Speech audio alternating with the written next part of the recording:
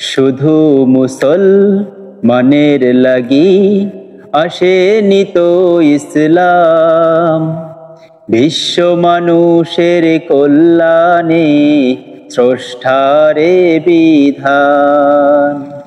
বিশ্ব মানুষের কল্যাণে স্রষ্টারে বিধান। হিন্দু বলো, বৌদ্ধ বলো কিংবা খ্রিস্টান, সবাই হেথা শান্তি পাবে, পাবে রে সম্মান।